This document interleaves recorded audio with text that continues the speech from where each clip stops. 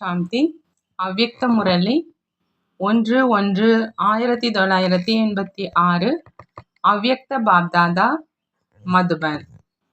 இன்றைய முரளியின் தலைப்பு புத்தாண்டில் புதுமைக்கான வாழ்த்து. புத்தாண்டில் புதுமைக்கான வாழ்த்து. இன்று நாலாபுறமும் இருக்கிற அனைத்து சிநேகி, சகயோகி மற்றும் சக்திசாலி குழந்தைகளின் இனிமேலும் இனிமையான மனதின் சிரேஷ்ட சங்கல்பங்கள், அன்பின் உறுதிமொழிகள், மாற்றத்திற்கான உறுதிமொழிகள், பாபாவுக்கு சமமாக ஆவதற்கான ஊக்கம், உற்சாகத்தின் திட சங்கல்பம், அதாவது ஆன்மீக இசைகள் நிறைந்த மனதினுடைய பாடல்கள் அமிர்த வேளையிலிருந்தே மனதின் நண்பரிடம் வந்து சேர்ந்துச்சின்னு பாப்தாதா சொல்றார். மனதினுடைய நண்பர் அனைவரினுடைய இனிய பாடல்களை கேட்டு சிரேஷ்ட சங்கல்பத்தோடு மிகவும் மகிழ்ச்சி அடைஞ்சிட்டு இருந்தாங்க. மனதினுடைய நண்பர் தம்முடைய ஆன்மீக நண்பர்களுக்கு, இறை நண்பர்களுக்கு, அனைவரது பாடல்களுக்கும் பதில் கொடுத்து கொண்டிருந்தாங்களாம். சதா ஒவ்வொரு சங்கல்பத்திலும் ஒவ்வொரு சொல்லிலும் புனிதமா, மகிழ்ச்சியா, ஆரோக்கியமா இருப்பதற்கான வாழ்த்துக்கள் கொடுக்கிறாங்க. சதா சகயோகத்தினுடைய கை மனதின் நண்பரின் காரியத்துல சகயோகத்தின் சங்கல்பத்தோடு கையோடு கை இணைத்து இருக்கட்டும். நாலாபுறமும் இருக்கிற குழந்தைகளினுடைய சங்கல்பம், கடிதம், கார்டு மற்றும் அதோடு கூடவே நினைவினுடைய அடையாளமா அன்பின் பரிசுகள் அனைத்தும் பாப்தாதாவிடம் வந்து சேர்ந்துச்சு. பாப்தாதா சதா ஒவ்வொரு குழந்தையினுடைய புத்திங்கிற நெற்றியின் மீது வரதானங்களின், சதா வெற்றிக்கான ஆசீர்வாதங்களின் கையை புத்தாண்டின் வாழ்த்துக்களாக குழந்தைகள் அனைவருக்கும் கொடுத்து கொண்டிருக்கிறாங்க. புத்தாண்டுல சதா ஒவ்வொரு உறுதிமொழியையும் பிரத்யட்ச ரூபத்துல கொண்டு வருவதற்கான, அதாவது ஒவ்வொரு அடியிலும் தந்தையை பின்பற்றுவதற்கான விசேஷ ஸ்மிருதி சொரூப திலகத்தை சத்குரு கீழ்ப்படிதலான குழந்தைகள் அனைவருக்கும் கொடுத்து கொண்டிருக்கிறாங்க. இன்றைய நாள் சிறியவர் பெரியவர் அனைவருடைய வாயிலும் வாழ்த்துக்களினுடைய சொற்கள் அடிக்கடி இருந்து கொண்டுதான் இருக்குது. அதே போல சதா புதிய இசை இருக்குது, புதிய வினாடி இருக்குது, புதிய சங்கல்பம் இருக்குது. ஆகவே ஒவ்வொரு வினாடியும் வாழ்த்துக்கள் பாப்தாதா கொடுத்துக்கிட்டே இருக்கிறாங்க. சதா புதுமைக்கான வாழ்த்துக்கள் கொடுக்கப்படுது. ஏதேனும் புதிய பொருளாகட்டும், புதிய காரியமாகட்டும், வாழ்த்துக்களை அவசியம் கொடுக்கறாங்க இல்லையா? புதுமைக்காக வாழ்த்து கொடுக்கப்படுது. ஆக உங்கள் அனைவருக்காக எப்பொழுதுமே புதியது. இது சங்கமயுகத்தினுடைய விசேஷம். சங்கமயுகத்தின் ஒவ்வொரு நேரமும் பறக்கும் கலையில செல்வதற்கானது. இந்த காரணத்தினால சதா புதியதிலும் புதியது. ஒரு வினாடிக்கு முன் என்ன மனநிலை இருந்தது, வேகம் இருந்தது, அது அடுத்த வினாடி அதை காட்டிலும் உயர்ந்தது. அதாவது பறக்கும் கலையின் பக்கமாக இருக்கும். ஆகையினால ஒவ்வொரு வினாடியின் மனநிலையினுடைய வேகம் உயர்ந்ததுன்னு பாப்தாதா சொல்றாங்க, அதாவது புதியதுன்னு சொல்றாங்க. ஆக உங்கள் அனைவருக்காகவும் ஒவ்வொரு வினாடியினுடைய சங்கல்பத்தின் புதுமைக்கான வாழ்த்துக்கள் கொடுக்கறாங்க. சங்கமயுகம் என்பதே வாழ்த்துக்களின் யுகம். சதா வாய் இனிப்பாக, வாழ்க்கை இனிப்பாக, உறவுகள் இனிப்பாக அனுபவம் செய்வதற்கான யுகம். சங்கம யுகமே வாழ்த்துக்களின் யுகம். சதா வாய் இனிப்பாக, வாழ்க்கை இனிப்பாக, உறவுகள் இனிப்பாக அனுபவம் செய்வதற்கான யுகம்னு பாப்தாதா சொல்றாங்க. பாப்தாதா புத்தாண்டுக்காக வெறுமனே வாழ்த்துக்கள் மட்டும் சொல்லல. ஆனா சங்கம யுகத்தின் ஒவ்வொரு வினாடிக்கான ஒவ்வொரு சங்கல்பத்திற்கான உயர்ந்த வாழ்த்துக்களை கொடுக்கறாங்க.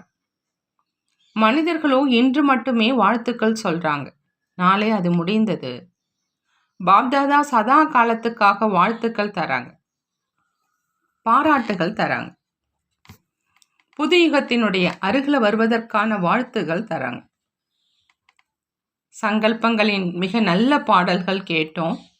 கேட்டு கேட்டு பாப்தாதா பாடல்களுடைய இசை மற்றும் ரகசியத்துல மூழ்கிட்டாங்க. இன்று வதனத்துல பாடல் மாலையினுடைய ப்ரோக்ராம் அதிகாலையிலிருந்தே கேட்டுட்டு இருந்தோம்.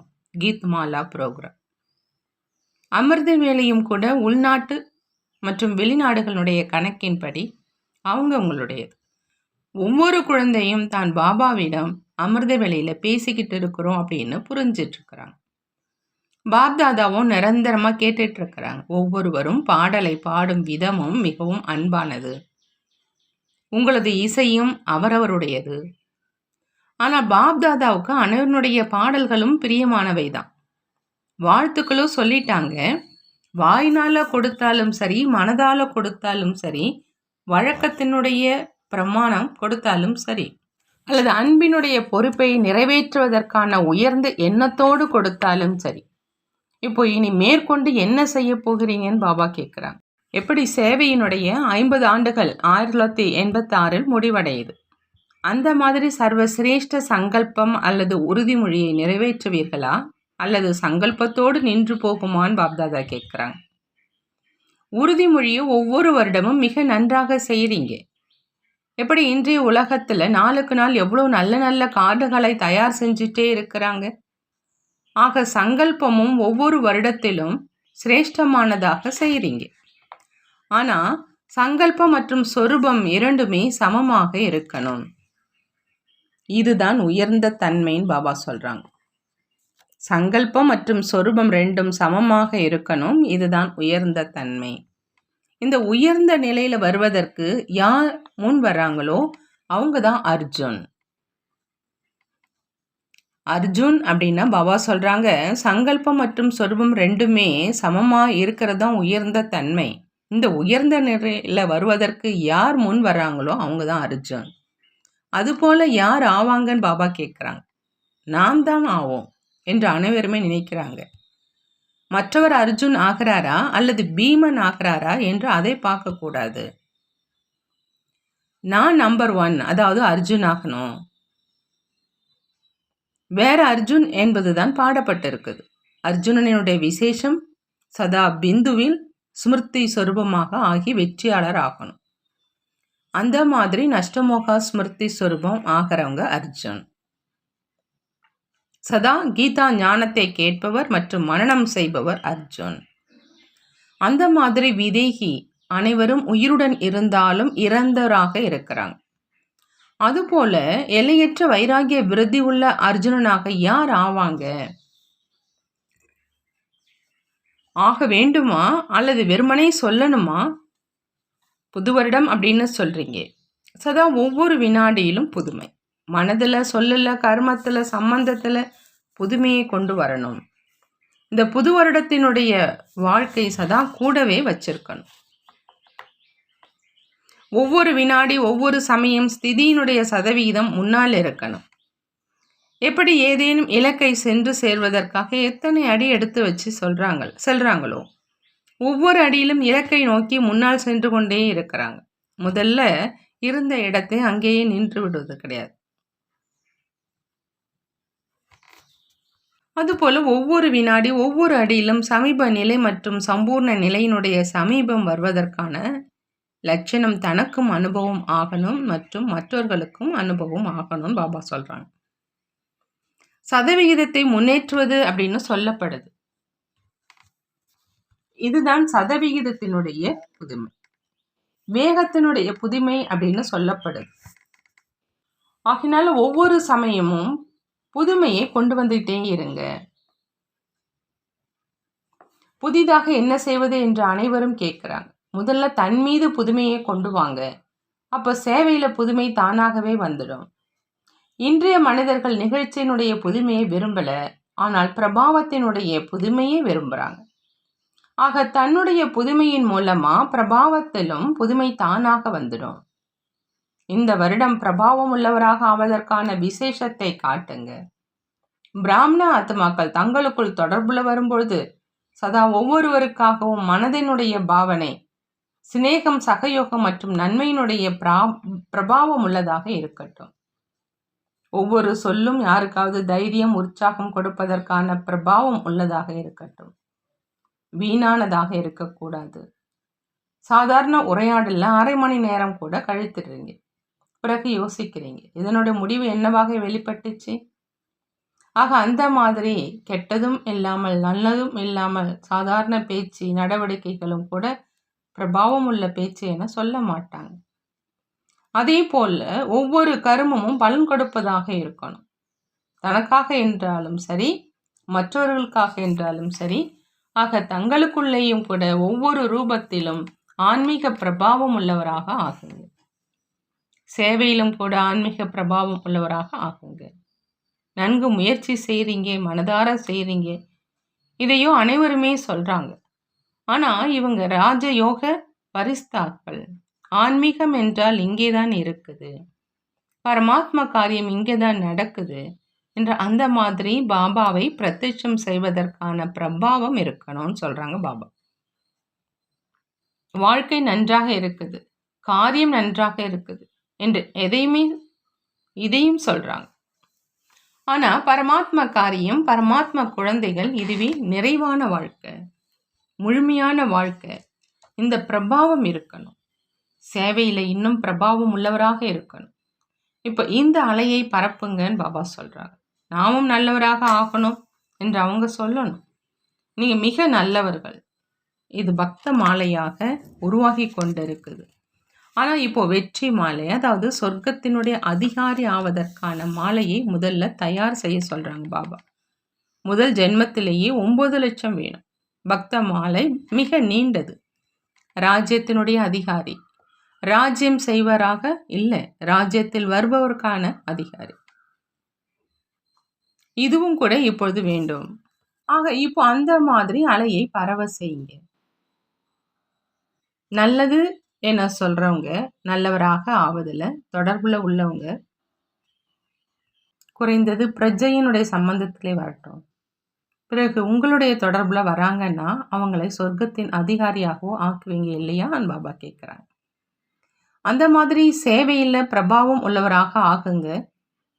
இந்த வருடத்தை பிரபாவசாலியாக ஆவது மற்றும் பிரபாவத்தின் மூலம் பாபாவை பிரத்யட்சம் செய்வதற்கான இந்த விசேஷ தன்மையின் மூலம் விசேஷ ரூபத்தில் கொண்டாடுங்க.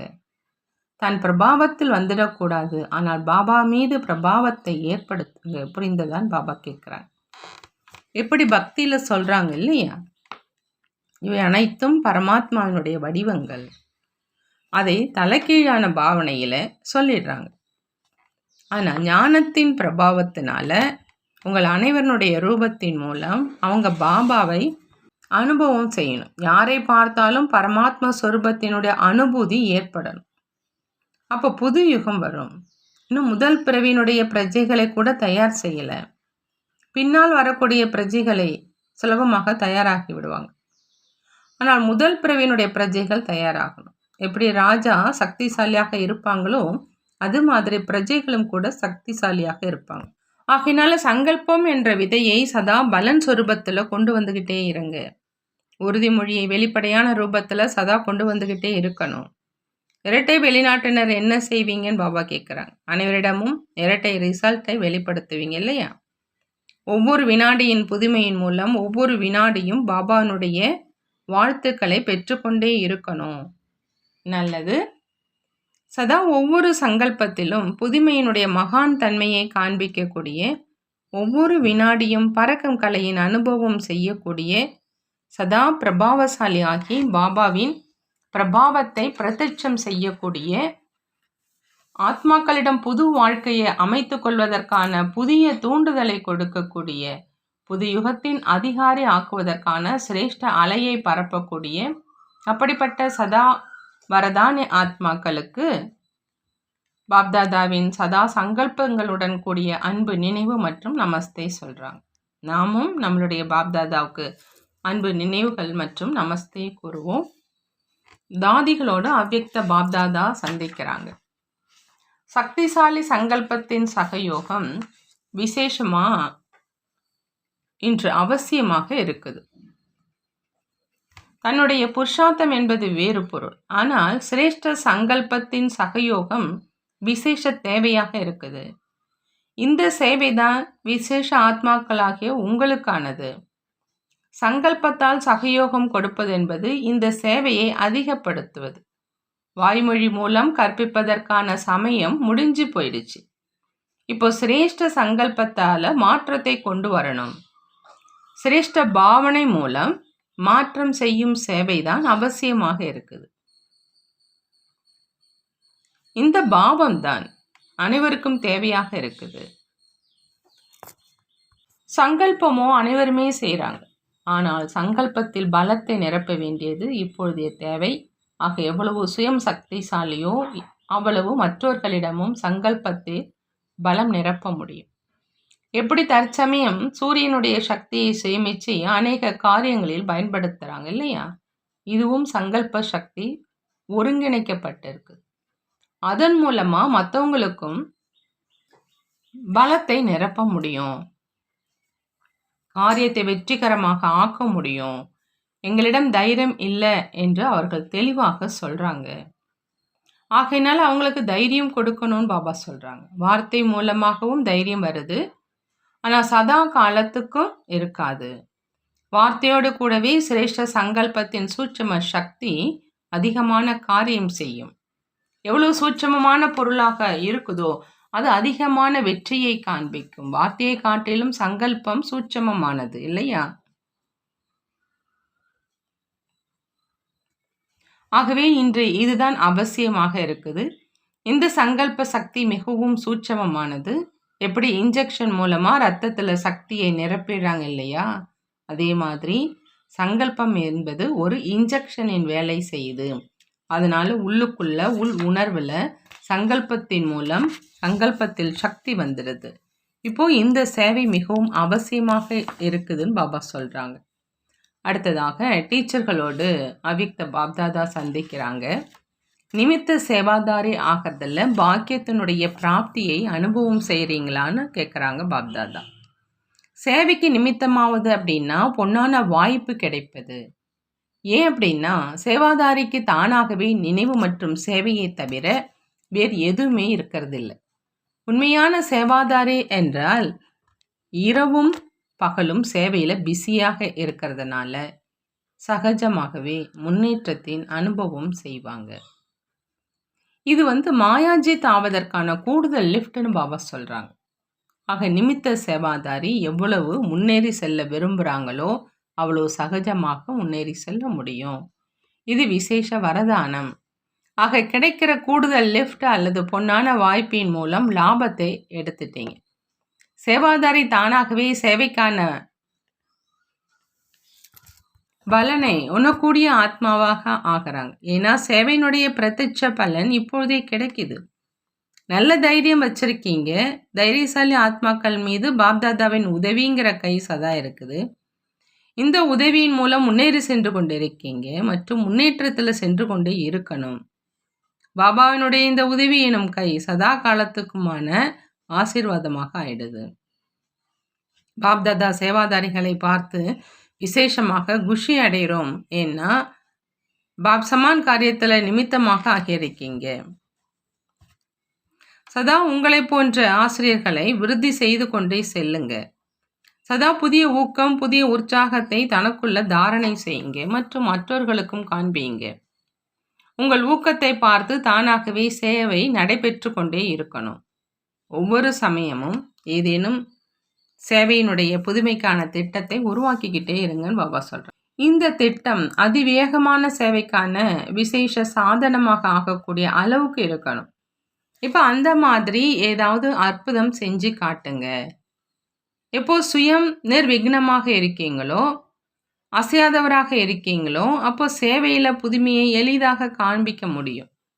எவ்வளோ யோக யுக்த் ஆகுறீங்களோ அவ்வளோ புதுமை இது போல் செய்யணும் அப்படின்னு டச் ஆகும் மற்றும் நினைவின் பலத்தினால வெற்றி கிடைச்சிடும்.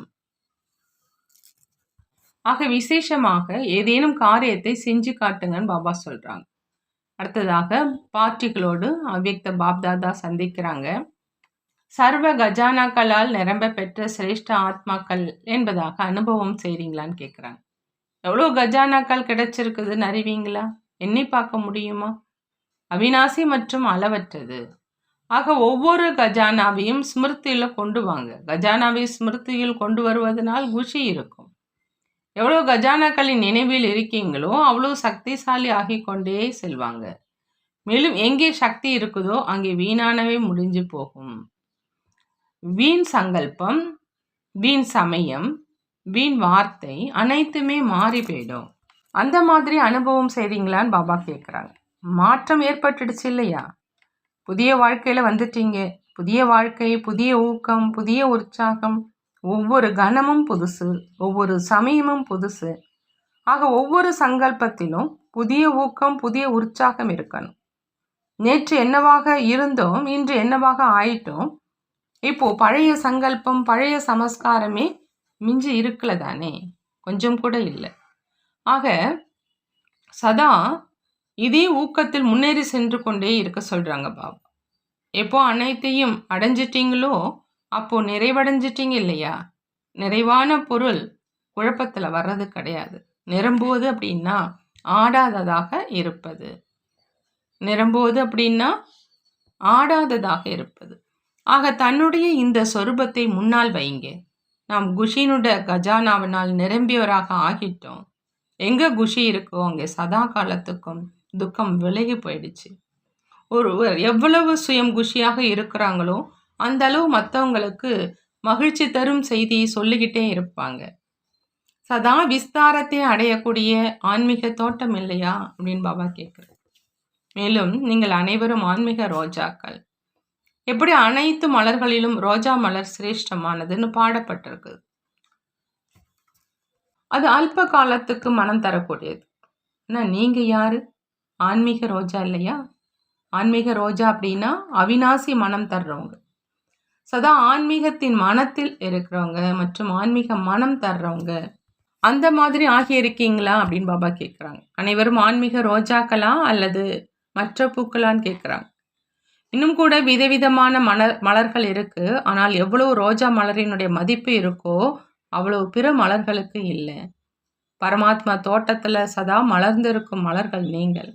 ஒரு பொழுதும் வாடி போகிறவங்க கிடையாது. சங்கல்பத்திலும் கூட ஒரு பொழுதும் மாயாவினால் வாடி போக கூடாதுன்னு பாபா சொல்றாங்க. மாயா வருது அப்படின்னா வாடி போகிறீங்க. மாயா ஜீத் அப்படின்னா சதா மலர்ந்த நிலையில் இருக்கிறீங்க. எப்படி பாபா அவிநாசியாக இருக்கிற அதுபோல குழந்தைகளும் கூட சதா அவிநாசி ரோஜாக்கள். புருஷார்த்தமும் அவிநாசி அப்படின்னா பிராப்தியும் அவிநாசின்னு பாபா சொல்றாங்க. சதா தன்னை சகயோகி என் அனுபவம் செய்யறீங்களான்னு கேட்குறாங்க. சகஜமாக தோன்றுதா அல்லது கஷ்டமாக தோன்றுதான்னு கேட்குறாங்க. தந்தையினுடைய ஆஸ்தி குழந்தைகளின் உரிமை. ஆகவே உரிமை எப்பொழுதுமே சகஜமாக கிடைக்குது.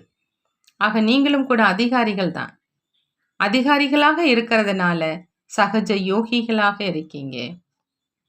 அதிகாரிகளாக இருக்கிறதுனால சகஜ யோகியாக இருக்கீங்க. கடின உழைப்பிற்கான தேவையே இல்லை. தந்தையை நினைவு செய்வது ஒருபொழுதும் கஷ்டமாக இருப்பதில்லை. இவர் எல்லையற்ற தந்தை மற்றும் அவிநாசி தந்தை. அதனால சதா சகஜ யோகி ஆத்மாக்கள். பக்தி என்றால் முயற்சி, அதாவது கடின உழைப்பு. ஞானம் அப்படின்னா சகஜமான பலன் பிராப்தியாகும்.